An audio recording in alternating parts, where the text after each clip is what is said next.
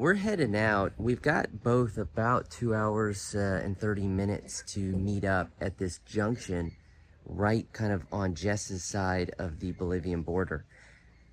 We wanted to meet in Ascención, which is a town, and we could get a drink, get some food, whatever. The problem is that there's a number of checkpoints on this stretch, and it is very likely that if I get hit with a checkpoint in Bolivia, I won't yet be signed in, right, stamped in. And they wouldn't let me go in that direction. They want me to go straight to San Ignacio and actually become legal. So if we arrange to meet someplace that forces me to kind of go in the wrong direction, and if there's a checkpoint, I could get stuck. And in that case, and if we're out of signal, we're just like gonna both be sitting on either side of the checkpoint and not knowing that there's no problems. We need Jess to come to me. So she's going to meet me just on my side of the border crossing.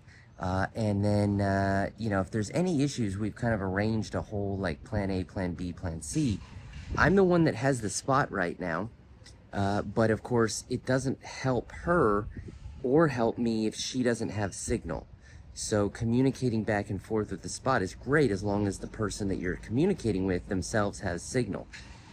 So we've kind of set timelines as, when to get worried and when to sort of do what.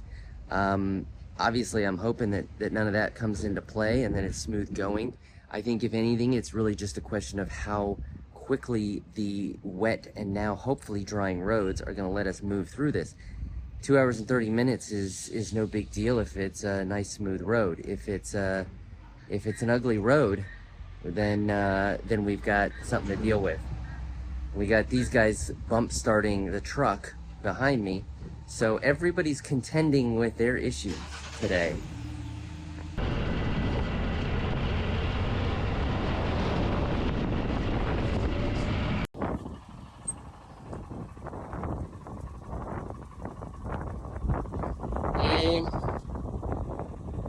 About an hour and a half in, just cruising along, absolutely loving this.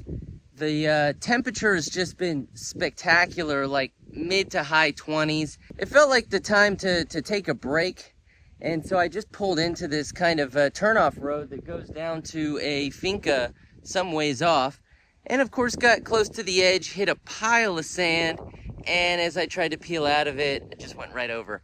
It is almost always the case that the falls and tip overs come at slow speed when you're either starting off or more usually trying to slow down and come to a stop.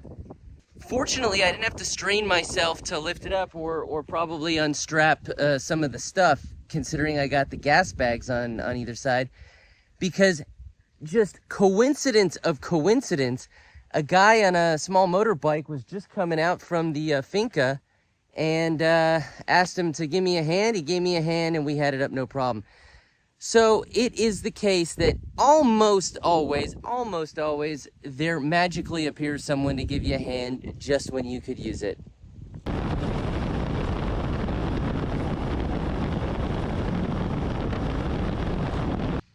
I did a big no-no when I set out this morning. Although I've got gas, I've got plenty of water, I don't actually have any snacks. I've got some cookable food, but no snacks. And after just dumping the bike a little ways back there, it really brings home the fact that you gotta have something that's easy to eat, that's on you, so that if you do find yourself in a bit of a situation, you've got a way to sustain yourself.